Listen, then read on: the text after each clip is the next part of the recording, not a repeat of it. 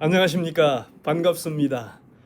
박정택 목사와 함께하는 베스트 제자훈련에 참여하신 모든 분들을 환영합니다.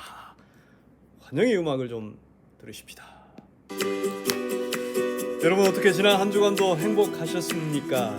전적으로 예수님만 바라보시면서 사셨는지요? 그리스도인의 삶의 능력의 비결은 오직 예수님만 바라보면서 사는 길입니다.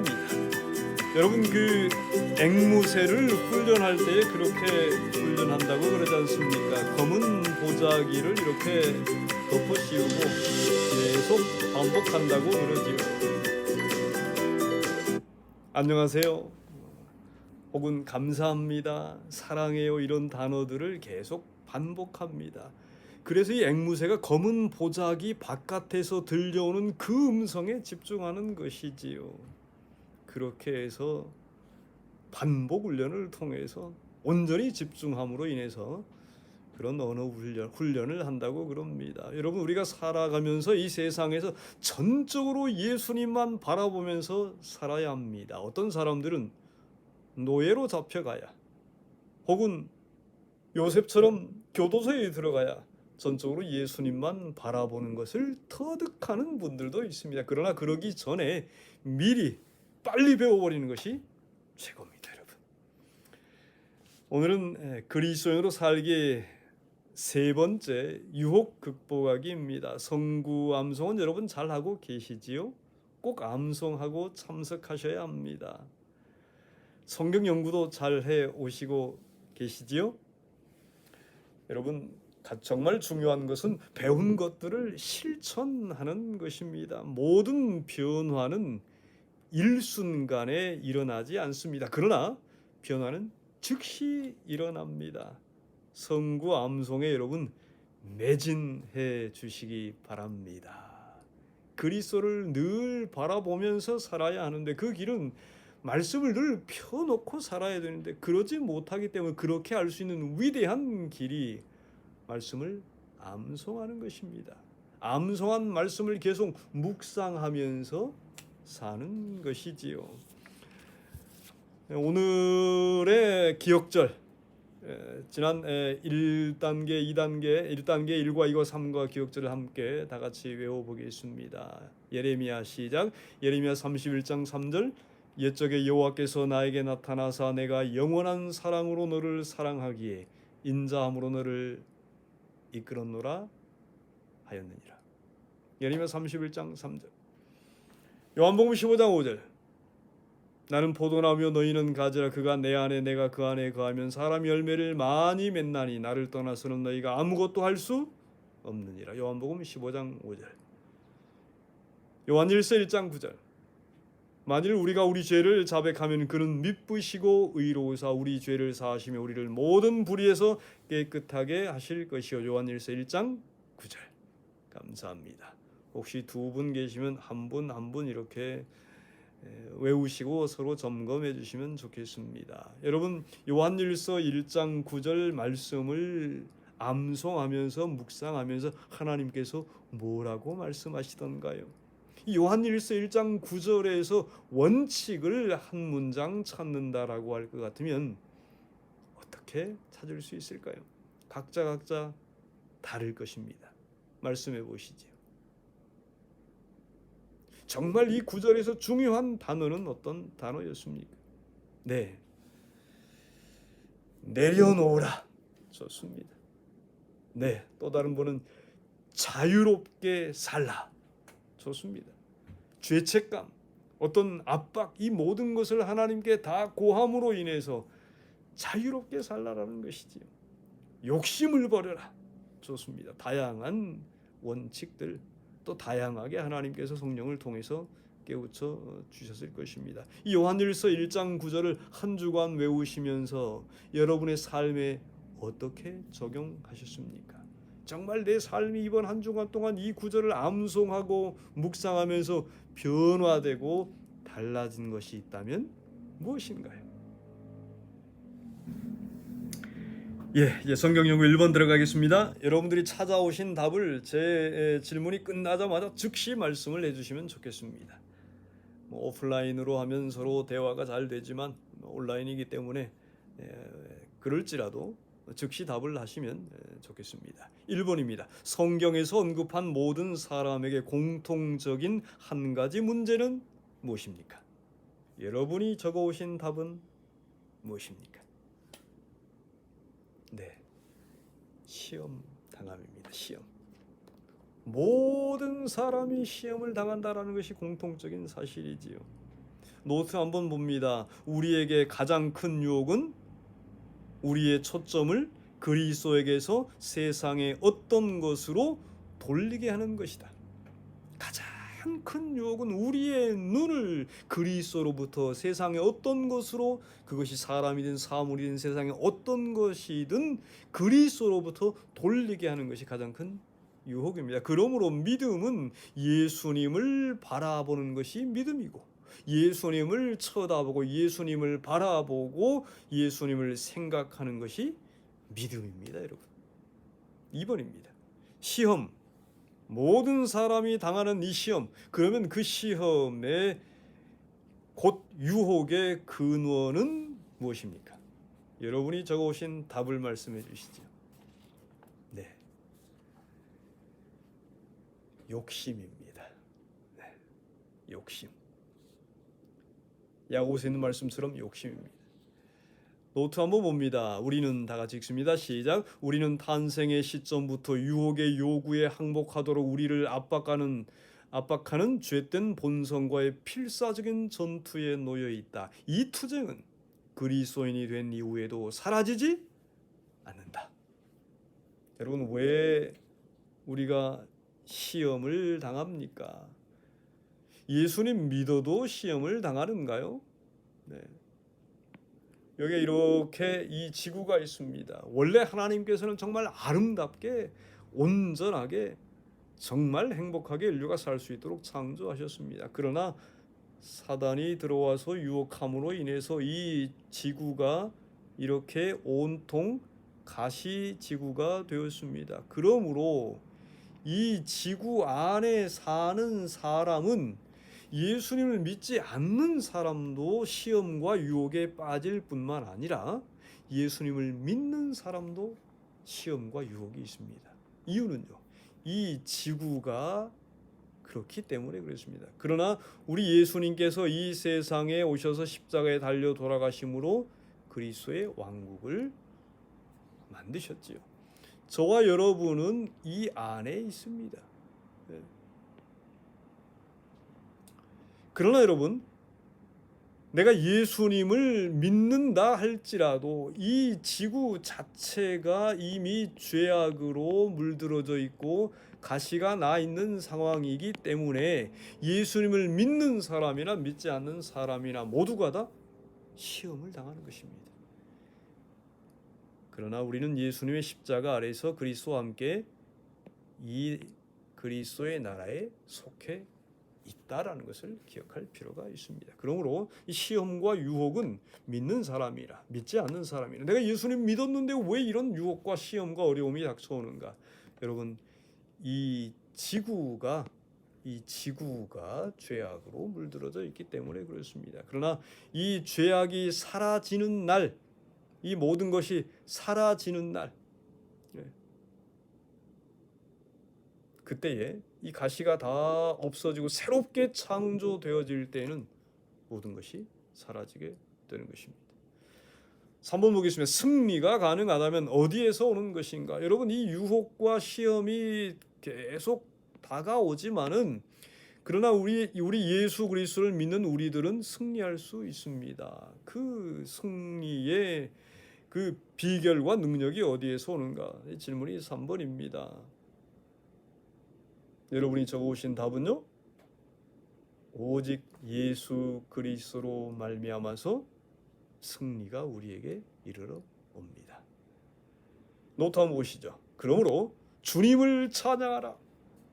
비록 유혹이 격하다 할지라도 승리는 그리스도를 통해서 얻는다. 당신의 초점을 그리스도께 맞추고 계속 유지해 가도록 노력하라. 할렐루야. 아멘. 4번입니다. 우리가 넘어지거나 어떤 유혹에 실패할 때의 첫 단계는 무엇인가? 여러분, 우리가 넘어지거나 죄를 지었을 때 첫 번째 단계는 무엇입니까? 여러분이 적어오신 답은 무엇인가요? 그렇습니다. 죄를 숨기려고 합니다. 이게 사람의 본성입니다. 죄를 지으면, 시험에 넘어지면 숨기려고 하고, 그 다음에요, 내가 잘못했다라는 것을 자백하지 아니하려고 하는 것이죠. 5번입니다. 바울은 참된 회개를 어떻게 묘사했는가? 여러분이 적어오신 답은 무엇입니까? 바울은 참된 회개는 무엇이라고 했습니까? 고린도후서 7장 10절 11절에 보면 하나님의 뜻대로 하는 근심은 후회할 것이 없는 구원에 이르게 하는 회개를 이루는 것이요 세상 근심은 사망을 이루는 것이니라. 하나님의 뜻대로 하는 근심, 문자적으로 해석하면 하나님에 의해서 하는 근심은 구원을 이루겠다라고 말씀하시고, 세상 근심은 사망을 이룬다고 그랬습니다. 세상 근심은 어떤 것인가? 사망을 이루는 근심은 죄의 결과적인 것만 걱정하는 것이 세상 근심입니다. 그러나 하나님에 의해서 하나님의 뜻대로 하는 근심은 죄를 진정 슬퍼하고 뉘우치면서 죄와 분리되고 이후의 유혹에 그리스도의 은혜로 저항하겠다라고 결심하는 것, 그것이 하나님의 뜻대로 하는 근심입니다. 예를 들면 베드로도 범죄한 이후에 예수님을 부인한 이후에 가책을 느꼈고, 유다도 예수님을 은30에 판 이후에 동일하게 가책을 느꼈습니다. 그러나 베드로의 가책과 유다의 가책은 다르지요. 베드로의 가책은 하나님의 뜻대로 하는 근심이었다면 유다의 가책은 세상 근심, 사망을 이루는 것이었습니다. 다시 말하면 베드로는 죄에 대해서 근심했다라고 할 것 같으면 유다는 죄의 결과만 가지고 근심한 것입니다. 혹시 내가 세상을 잃게 되지 아니할까? 친구들이 나를 신뢰하는 것을 이렇게 잃어버리게 되지 않을까? 이러한 것은 세상 근심입니다. 노트 보겠습니다. 회개는 단순히 죄에 대하여 아는 것 이상이다. 회개는 죄에 대한 깊은 슬픔과 죄로부터 돌아서려는 확고한 갈망이다. 이러한 종류의 회개는 오직 하나님으로부터 온다. 그러므로 당신이 마음속에 간직한 어떤 죄와의 투쟁이 있다면 회개의 선물을 위해 하나님께 기도하라. 아멘. 그래서 사도행전 11장 18절에서는 생명 얻는 회개를 주셨도다. 이 회개를 생명 얻는 회개라고 했습니다. 그래서 요한일서 1장 9절의 이 기억절은 아주 굉장히 중요한 것입니다. 6번입니다. 하나님께서는 진실된 자복과 회개에 대하여 어떻게 반응하시는가? 우리가 회개할 때, 우리가 자복할 때, 우리가 자백할 때에 하나님께서 어떻게 반응하십니까? 여러분들이 적어오신 답은요? 네, 우리 하나님은 우리의 죄를 따라 우리를 처벌하지 아니하십니다. 아멘. 동서에서 먼 것 같이 우리의 죄과를 우리에게서 멀리 옮기시는 분이십니다. 아버지가 자식을 긍휼히 여김같이 여호와께서는 자기를 경외하는 자를 긍휼히 여기십니다. 노트 다 같이 읽겠습니다. 하나님께서는 시작, 마치 우리가 죄를 결코 지은 적이 없는 것처럼 여기듯이 깨끗하게 용서하기를 원하십니다. 아멘. 엄중한 질문은 우리 자신을 용서하고 우리를 새롭게 하기 위해 하나님께서 무료로 거저 주시는 것을 받기 원하는지 아닌지에 관한 것이다. 이사야 44장 22절에 보면 빽빽한 구름의 사라짐같이 내 죄를 안개 사라짐같이 도말하시겠다라고 약속하셨습니다. 저와 여러분의 죄를 자복하기만 하면 하나님께서는 동이서에서 먼 것처럼 빽빽한 안개 사라짐같이 용서해 주십니다. 여러분, 하나님의 은혜에 정말 감사를 드립니다. 7번입니다. 죄로 인해 넘어진 후에도 우리가 간절히 기도해야 할 것은 무엇입니까? 여러분, 우리가 회개하고 자복한 이후에 용서를 경험한 이후에 그 다음에 또 죄를 짓습니다. 그러므로 죄로 인해 넘어진 후에도 정말 우리가 간절히 기도해야 될 것은 무엇입니까? 그렇습니다. 시편 51편 10절에 있는 다윗의 기도처럼 하나님이여 내 속에 정한 마음을 창조하시고 내 안에 정직한 영을 새롭게 하소서. 에스겔 36장 27절에 있는 것처럼 내 영을 너희 속에 두며. 여러분, 정한 마음이 내 안에 창조되어지고 하나님의 성령이 내 안에 거하시도록 간절하게 기도해야 합니다. 노트에 하나님의 말씀은 죄를 이길 수 있는 승리를 위한 놀라운 약속으로 가득 차 있다. 이러한 약속의 성경 구절들을 붙들라. 그리고 당신 자신을 위해 그 약속들을 주장하라. 8번입니다. 베드로는 하나님의 약속의 말씀이 가능케 하는 것들이 무엇이라고 합니까? 하나님의 약속의 말씀들이 우리로 하여금 가능하게 하는 것이 무엇입니까? 여러분이 적으신 답은 무엇인지요? 네, 신의 신성한 성품에 참여하는 자가 되게 합니다. 또요, 범죄하지 않게 됩니다. 범죄하지 않게 돼요. 하나님의 약속의 말씀이 우리의 신비에, 우리의 뇌에 기록되어지고 늘 묵상하면서 살게 되면 아마 여러분들은 경험하고 계실 것입니다. 우리가 죄를 점점 멀리하게 되고 범죄치 않게 되는 것이지요. 내가 주께 범죄하지 아니하려 하여 주의 말씀을 내 마음에 두었나이다. 시편 119편 11절. 노트 다 같이 읽습니다. 성경의 약속들은 시작. 성경의 약속들은 유혹을 벗어나게 하는 열쇠이다. 말씀의 약속들이 마음속에 심겨지고 믿음과 결합될 때 죄의 힘은 깨질 것이다. 할렐루야. 성경의 약속만이 이 시험과 유혹을 이길 수 있는 열쇠입니다. 말씀의 약속들이 마음속에 심겨지고 믿음과 결합될 때 죄의 힘은 깨질 것입니다. 9번입니다. 하나님께서 당신을 몇 번이나 용서할 것이라고 생각하십니까? 우리가 계속 반복적으로 죄를 지어 왔고 또 그럴 수 있을 것인데 하나님께서는 우리가 용서를 구하면 몇 번이나 용서해 주십니까? 네, 성경에 보면 70번을 7번까지라도 할지니라 했는데 무한히 하나님은 저와 여러분의 죄를 우리가 자백할 때 용서해 주시는 분이십니다. 하나님의 은혜에 감사를 드립니다. 반복적으로 넘어질지라도 당신의 소망을 하나님 안에 두시기 바랍니다. 온 마음을 다해 하나님을 찾으십시오. 그리하면 승리가 이르러 올 것입니다. 마지막 10번입니다. 하나님께서는 당신이 해야 할 일을 감당하시도록 종국적으로 어떤 자격을 부여하실 것인가? 여러분이 적어오신 답은요, 유다서 1장 14절에 설 수 있는 자격을 부여해 주십니다. 아멘. 마지막 단락을 우리 읽어보십시다. 친구여, 당신의 삶이 어떤 죄 때문에 죄책감이 있는가? 좌절감 또는 절망감에 빠져 있는가? 포기하지 마십시오. 그리스도를 통하여 승리가 가능합니다.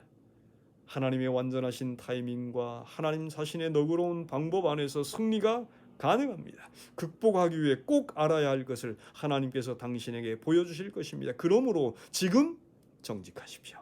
하나님께 그대의 죄를 자복하십시오. 그리고 회개하십시오. 그런 다음 용서에 대한 하나님의 약속과 깨끗게 하신다는 하나님의 약속, 이 두 말씀을 붙드시기 바랍니다. 여러분들이 살아남기를 원한다면 이 두 가지는 결정적입니다. 당신은 유혹과 시험에 대한 개인적 싸움에서 밝은 용기를 가지고 앞으로 전진해 나아가기를 원하십니까? 아멘. 저도 원합니다. 여러분들도 전진하게 되기를 간절히 바랍니다. 이제 성경 암송을 위한 열쇠들을 좀 살펴보겠습니다. 우리가 이 10가지를 이 1단계에서 배우게 되는데, 첫 번째는 좋은 툴을 사용하라고 그랬습니다. 암송 팩은 굉장히 중요하고요. 그 다음에 두 번째, 암송의 비결은 이 완벽하게 외우셔야 됩니다. 반복해서. 세 번째는 묵상하면서 이 구절을 누가 말씀하셨는가, 누구에게 말씀하셨는가, 왜 말씀하셨는가, 이 말씀의 내용은 무엇인가, 어떤 이 단어가 중요한가 묵상하면서. 그 다음에 네 번째는 이 말씀에서 주는 원칙을 찾아서 내 삶에 적용하면서 외우셔야 합니다. 그 구절에서 주는, 하나님께서 주시는 원칙을 내 하루의 목표를 정하고 일주일의 목표를 정하고 한 달의 목표를 정하면서 적용하는 삶을 살아야 된다라는 것입니다. 오늘은 다섯 번째입니다. 실제적인 제안들 다섯 번째는, 성경 암송을 위한 열쇠들 다섯 번째는 보존에 집중하는 것입니다. 다섯 번째는 보존. 우리는 기억해야 될 뿐만 아니라 이 말씀을 우리의 마음의 비석에 새겨야 합니다. 언제든지 외웠던 성경 말씀이 흘러 떠내려가지 않도록 유의해야 합니다. 비결은 효과적인 반복 체계 외에는 없습니다. 여러분, 계속 반복하는 것입니다. 주기적으로 반복할 것을 제안을 드립니다. 여러분, 가급적 이 암송은 하루라도 빼먹지 말고 암송하셔야 합니다. 여러분들이 외우는 이 성경 암송 구절은 이 뇌에 영원히 기억되기 위해서는 2달만 날마다 암송하시면 평생 잊어버리지 않습니다. 영원히 기억되기 위해서는 2달만 날마다 매 순간 반복하시면 영원히 유지가 됩니다. 그리고 2달이 지나면 이제 이 성경 암송 팩을 연구 자료철에 옮겨두시고 2달 이후에는 한 주에 한 번, 그 다음에 서너 달 이후에는 한 달에 한 번씩 계속 반복하시면 평생 잊어버리지 않게 된 것입니다. 짧은 시간이라도 날마다 또는 매주의 단순한 복습이 암송을 유지해 갈 수 있는 비결입니다. 여러분, 한번 단순히 생각해 보십시오. 여러분들이 한 주에 2구절씩 외우게 된다라고 할 것 같으면 1년이면 100절 이상의 성경을 암송하게 됩니다. 10년 동안 외워가게 된다라면요, 10년이면 1000구절 이상을 성경절을 평생 잊어버리지 않고 암송하게 되는 것입니다. 여러분, 1000절의 성경절을 암송하는 것은 3시간 이상 계속 암송할 수 있는 놀라운 일입니다. 아주 정말, 여러분 한번 상상 한번 해보십시오. 여러분의 마음에 완전하게 새겨진 1000절의 성경절이 거침없이 외워지는 그 멋진 모습을 말입니다. 그 일이 이루어질 것입니다. 마지막 6번째 키는 장절을 숙지하는 것입니다. 오리엔테이션 때 말씀드렸던 것처럼 장절, 성경 내용, 장절, 샌드위치 방식으로 외우셔야 다음에 수십 구절이 넘어가게 될 때에 헷갈리지 않습니다. 그리고 이 내용이 어떤 장, 무슨 절인지 분명하게 기억하기 위해서 앞뒤로 놓고 외우셔야 합니다. 여러분, 이제 마치면서 특별히 좀 미션을 하나 드리고 싶은데요. 이제 다음 시간부터는, 다음 날부터는 미션을 좀, 이 성경 암송을 계속 이제 해 가시고, 그 다음에 매일의 미션을 하나 좀 드리도록 하겠습니다. 여러분들 교회 다니시는 교회 성도들, 뭐 구도자든 또 지인들이든지 간에 누구를 막론하고 꼭 하루에 3분씩에게 카톡이나 문자나 전화를 해주시기 바랍니다. 첫 번째 미션입니다. 성도의 교제를 위한 것인데요. 만약에 오늘 3사람에게 문자를 넣었으면 내일은 오늘 보냈던 사람 말고 다른 사람 3사람을 보내야 하는 것입니다. 날마다 다른 사람에게, 세 사람에게 전화나 카톡이나 문자나 안부를 전해서 교제를 나눠 주시는 것, 이것이 제가 드리는 첫 번째 미션입니다. 이제 기억절을 좀 보겠습니다.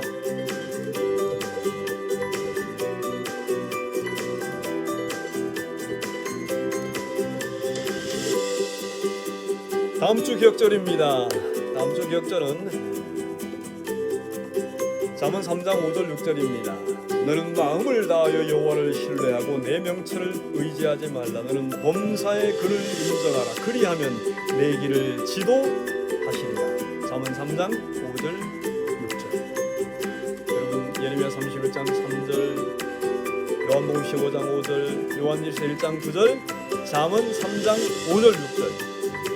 이 네 구절을 날마다 매 순간 암송해 보시면 좋겠습니다. 그리고 이 네 구절을 다 암송을 이 시간 하시고 기도하시고 마치시면 좋습니다. 여러분 승리하시기 바랍니다. 감사합니다.